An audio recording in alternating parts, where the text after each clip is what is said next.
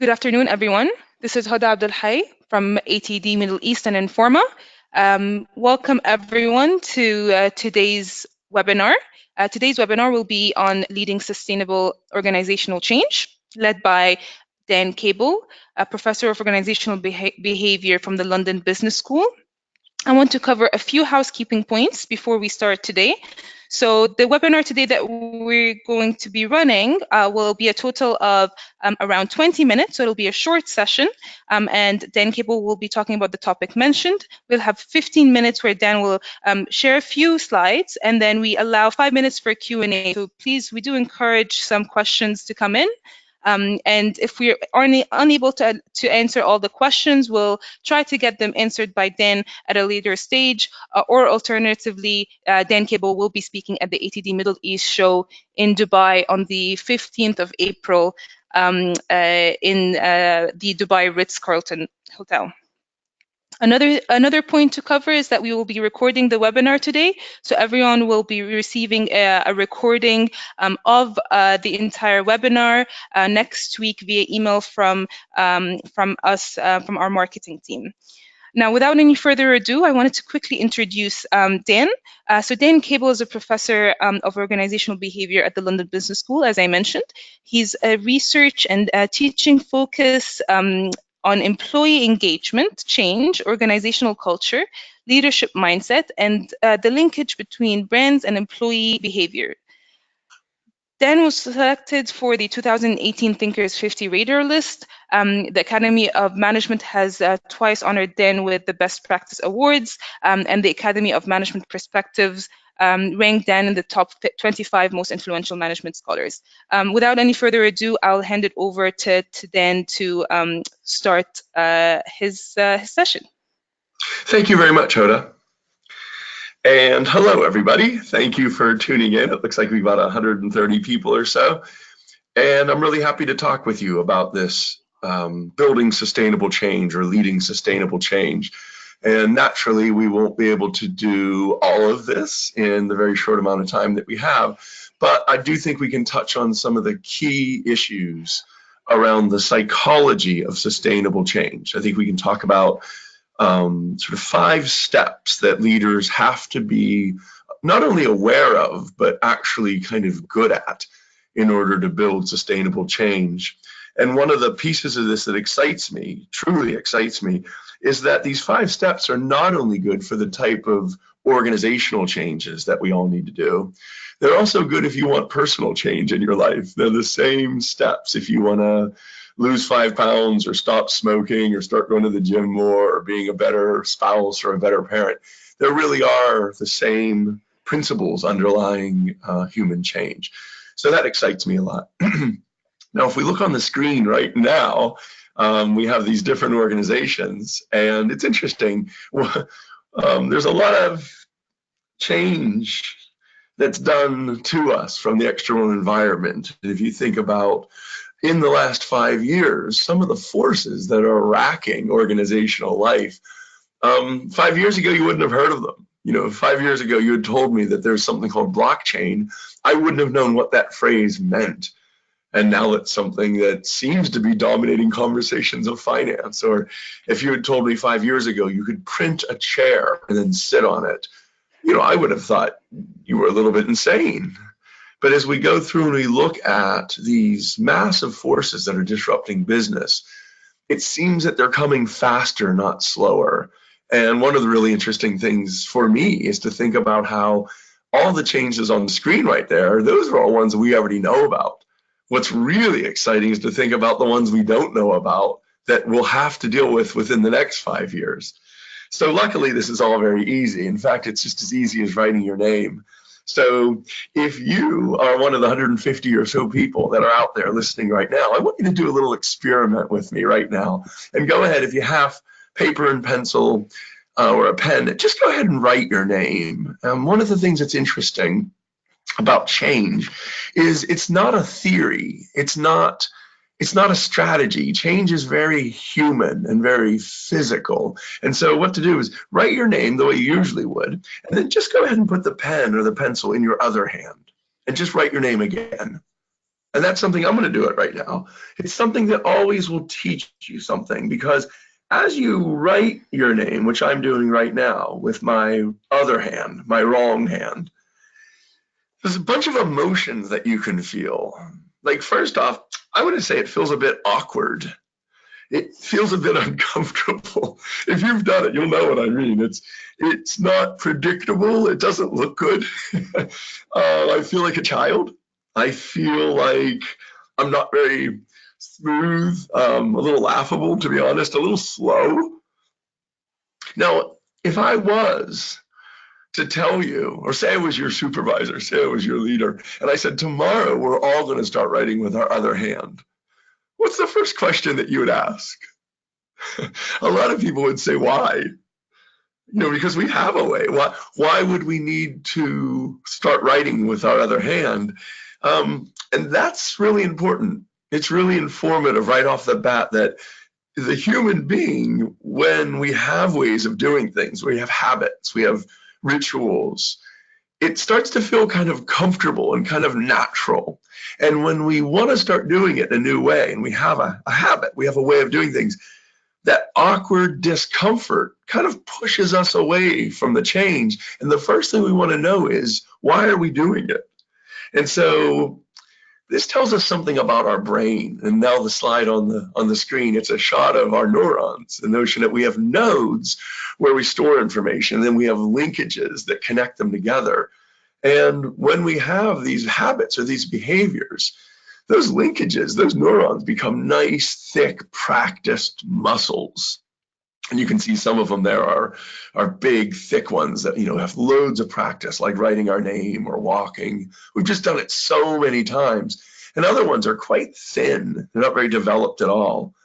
And this whole idea that the brain is really just a muscle, that's something that when I'm there in Dubai at the ATD conference, that'll be a really important part of it. This whole notion that we have to practice parts of our brain in order to get better and to form new habits.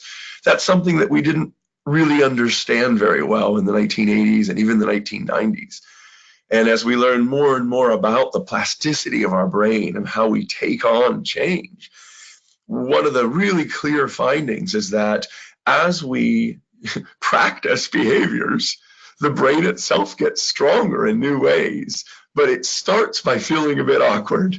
It's like when you go to do a pull-up or something and you haven't done exercises. The first time you try to do it, the body just doesn't go up very well because you haven't developed that bicep.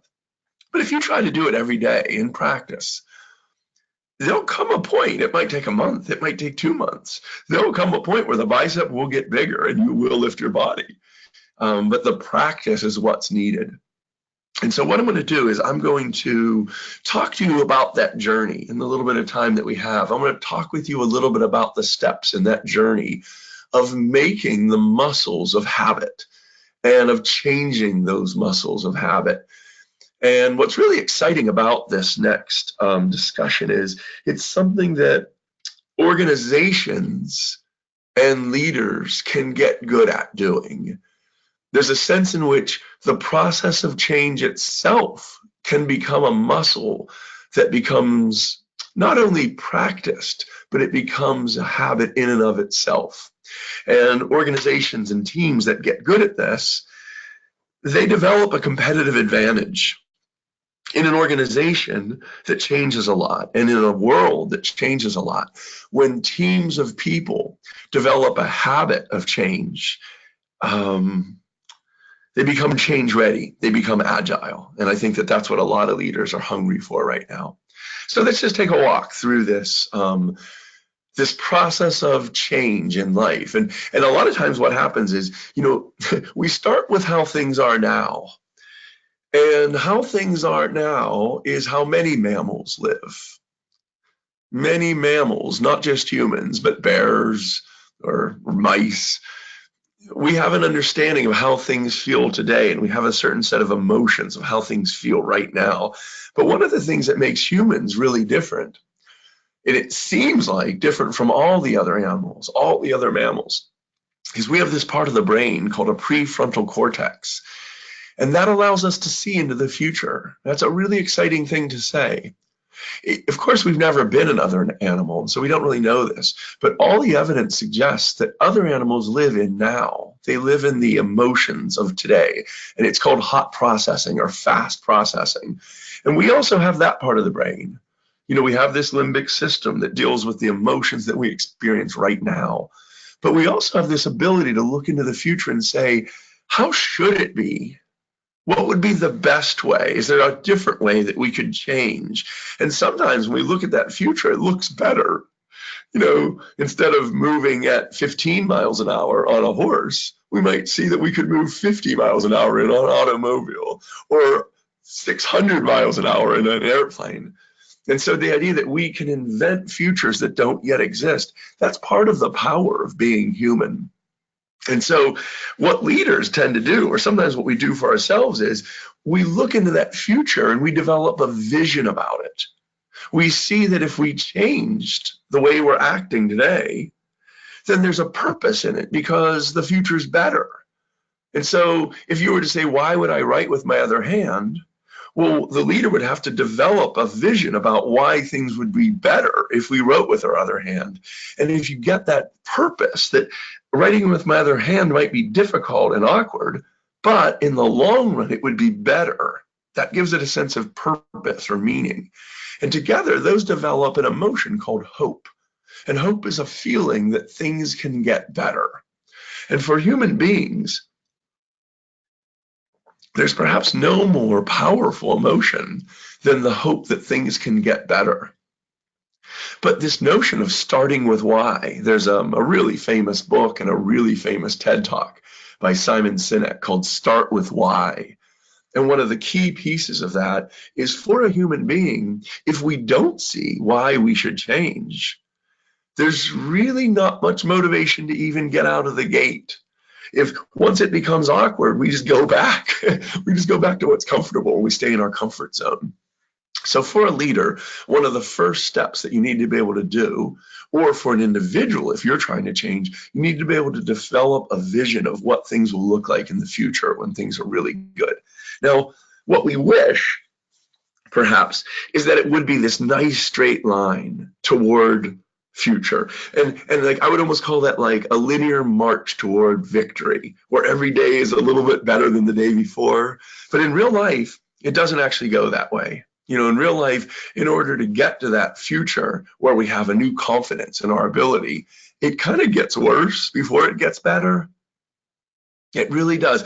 It's interesting. Even little changes like switching phones or writing with your other hand, there's this period where it feels like a struggle, where we're kind of throwing away what was comfortable. We're throwing away our practice routines, and we're starting to do things in a new way. And that struggle, it's not always comfortable. It's not easy. It often fuels those emotions that I described before: childish, immature, not very practiced, not very professional. The feeling that I can do better than this.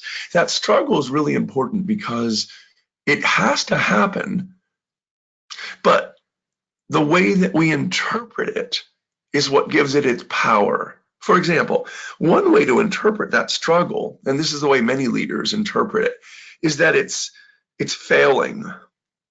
As for instance, we move toward digital in our organizations, a lot of times things go slower at first and we make what could be called mistakes. And if we label that struggle as mistakes, as failing, as doing it wrong, as messing up, as losing, as wasting time, well, then what happens is if you interpret it that way, what makes sense is to quit and go back and revert. If we go back to the way we've always done it, it'll go faster, it'll feel more natural, it'll feel more comfortable. But if we go back to now, it may be comfortable, but it doesn't let us practice any skills. It doesn't let us develop that muscle that is the brain. So what smart leaders do and what people do that are trying to change themselves is they say, yes, I am struggling right now, but that struggle is a good thing. Even though it feels awkward, that's because I'm strengthening. That signal that I'm struggling, that means that I'm practicing and getting better. I'm strengthening my muscles. That's what learning means. In other words, if it didn't feel a bit awkward, then I'm probably not learning much. So the idea of interpreting the struggle as getting better is what makes us want to persevere. It makes us want to stay in the struggle and push through it. And I almost can't overemphasize how important this is. This is called the mindset. And there's a researcher named Carol Dweck. And Carol Dweck at Stanford University has written a book about a growth mindset where we embrace this struggle as part of getting better, as opposed to labeling it as lack of achievement or lack of success. And in many ways, that's the most important trigger in trying to understand sustainable change. So I want to kind of summarize in some ways with these 5 steps. And of course, we can't go into each of those steps right now. We will talk more about them at the ATD conference in Dubai. But for now, I think what I can do is kind of walk us through the 5 steps, or you could even think of them as 5 investments of sustainable change. And the first one, as we talked about, is starting with why. And it's this idea of helping people understand the vision and understanding in a crisp way, why is it worth us making this change? And as we start on that journey, it's really important to remember that things get worse before they get better. And it's really important to be able to signal to ourselves and to our teams that it's not going to be an easy change. Change is always hard. Nobody walked before they fell. Nobody ran before they walked and fell. And so the idea of not acting like it's going to be easy is important, because that's the way to have an honest discussion about change.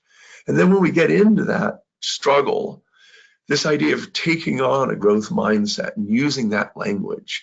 As a leader, using language like the brain is just a muscle and it gets better with practice. Or using the language of, nobody ran before they walked.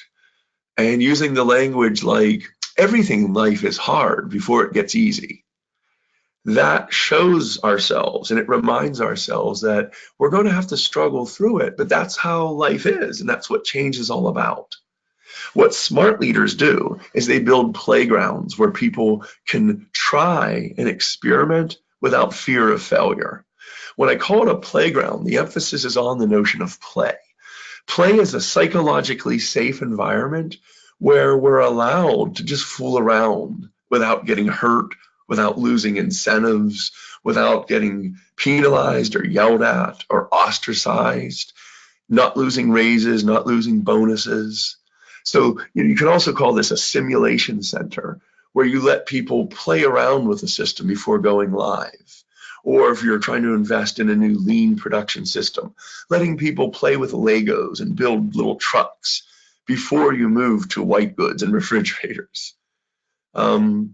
Right now, the concept of psychological safety is getting a lot of press, and that's part of why.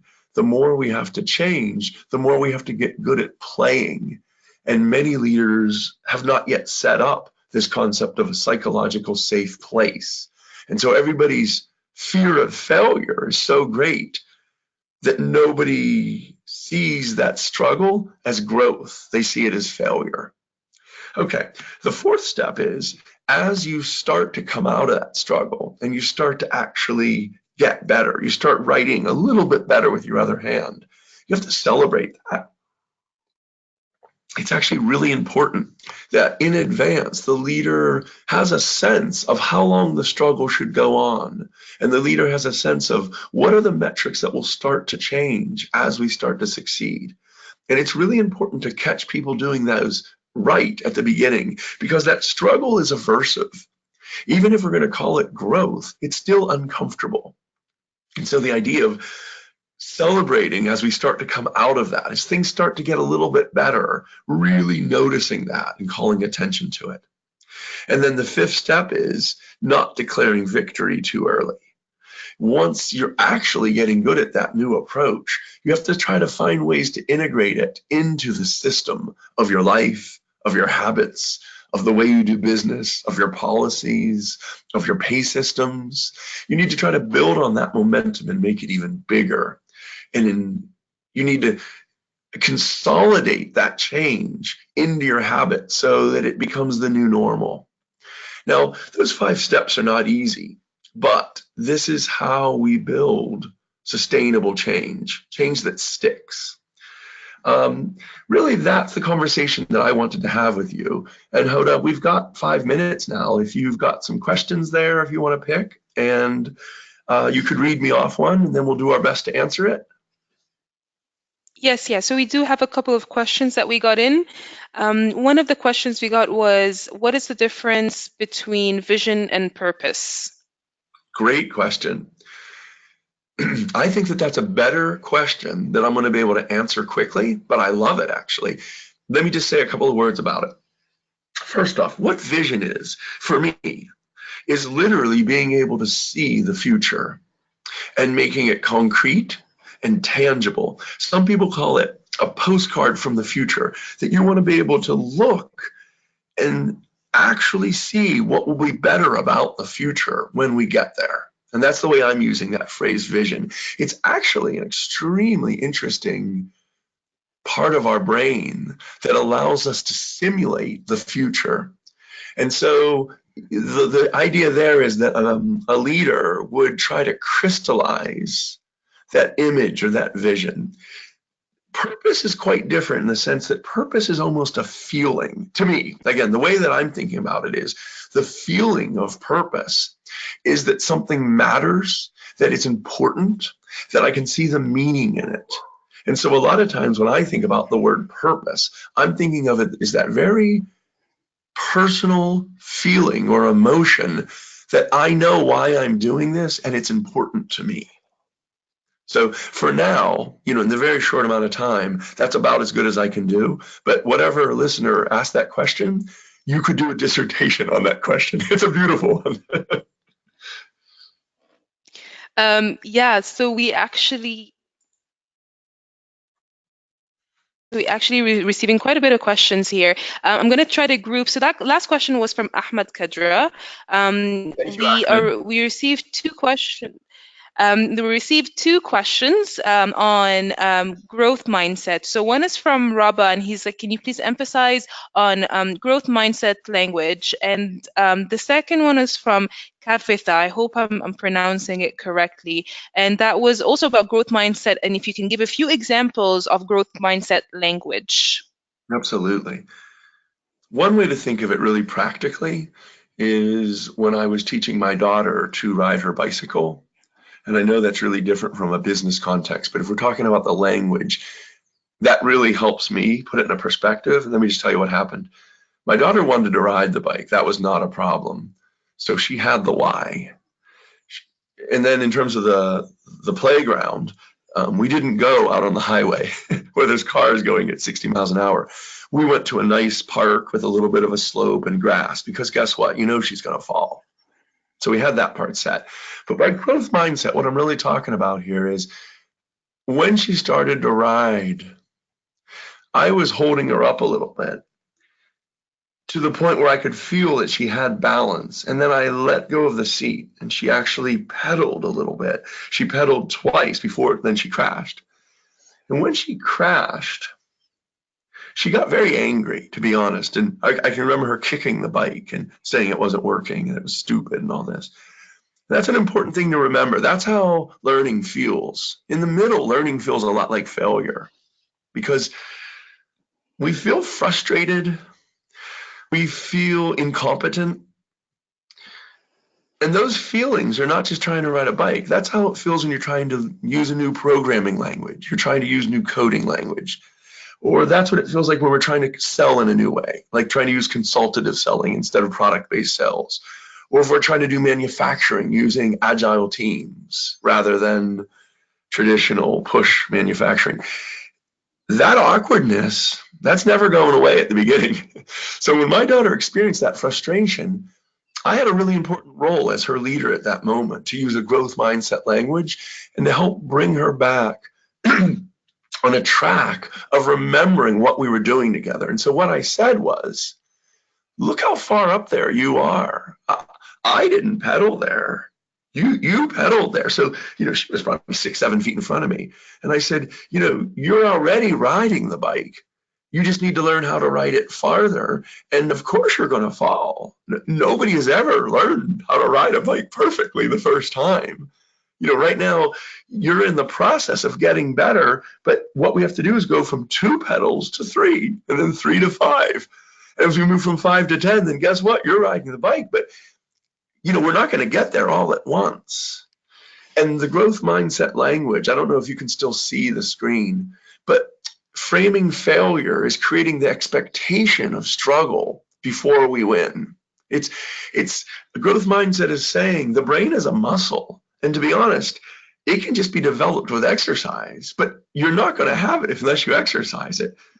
That's growth mindset language. Another one is just saying things literally, like in life, everything's hard before it gets easy. The first time you went to write your name, you didn't even know what hand, when you're 3 years old, 4 years old, writing your name is almost impossible.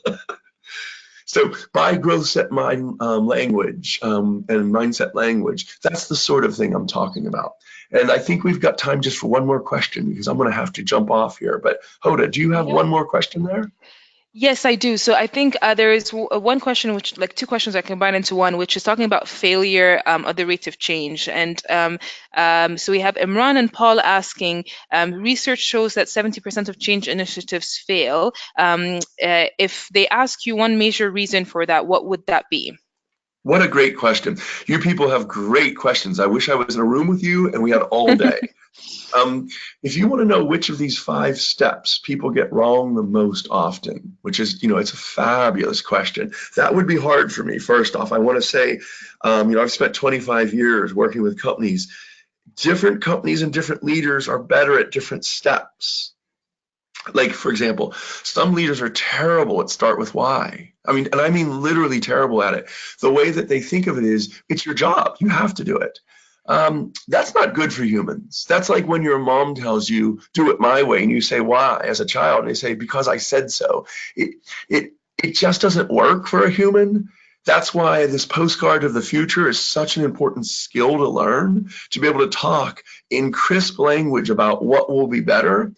For some leaders, they don't even get out of the gate, so they fail before they even start. If I had to pick one, I'm going to say it's 2 and 3 together. A lot of leaders, and I'm not penalizing leaders, and I don't believe that leaders ever are evil. Okay, sometimes they are, but most of the ones that I work with are not evil. But they really are interested in efficiency. They're really interested in speed.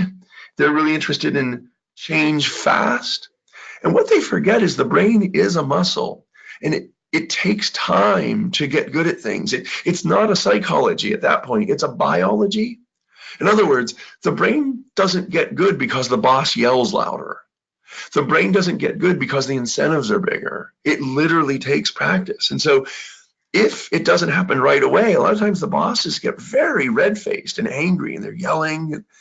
Well, it's not really about resisting change. It's about practicing your way into it. And if you build a space that's very unsafe psychologically, if you build a space where it's not acceptable to learn, and it has to be done quick, and there can't be a single error, and the customers can't notice a difference, and this has to be a seamless transition, and it has to be done tomorrow, you are guaranteeing your failure, because it won't be done tomorrow perfectly. The customers will notice a difference. Unless you're investing in a safe playground where it's off-site and they can just practice for fun, it's going to be a failure. And this 70% number, that's not my research.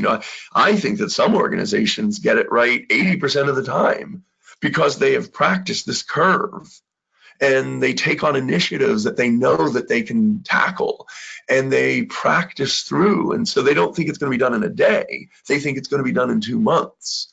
And they use agile approaches of learn fast, which means practice a lot. So I'm going to stop there. I will say, even though we only had this half hour together, I do this type of teaching and this type of research a lot. And even though we just had this half hour together, these are the core principles. You know, you can spend a lifetime getting good at them, and you can learn almost indefinitely about self change. You know, all of us right now are marching through time, and we don't have that much of it. You know, at this point, I'm 50. And so for me to last another 20 years or 30 years, maybe, if I'm lucky. But each of those years will be me trying to learn and get better at something. You know, there's a sense in which this little curve, this is what self change and self improvement is all about. So even if we take the organization out of it, we take the teams out of it, I see it as a personal challenge to get good at this change for me, because I want to stay relevant and I want to stay agile and I want to stay on the learning trajectory. And so when we get together at the ATD Dubai conference, 15th of April, we will dig in much deeper to these issues. And Hoda, I just wanted to thank you both for hosting us today and for hosting me at the conference. Fantastic. Thank you so much. We're getting a lot of thank yous from a lot of people enjoying the session. I know it was pretty short, but Dan was so kind to share a bit of his time to kind of share that insight. One more time, we have the recording of the session, which we'll share with everyone next week. And to remind everyone, Dan will be, he's our headline speaker at the ATD Middle East show in April, on the 15th of April in Dubai. And we will offer an exclusive discount for people that attended today and that are registered for the webinar, to be able to join us and meet Dan and have a discussion and a more lengthy kind of chat on this topic, and obviously the other topics. And we also have a book signing and several other things that Dan will be doing for us at the event. So hope to see you there. Thank you again once again, Dan, and thank you everyone for joining us today. Great. Thanks very much. Good day. Take care. Bye-bye.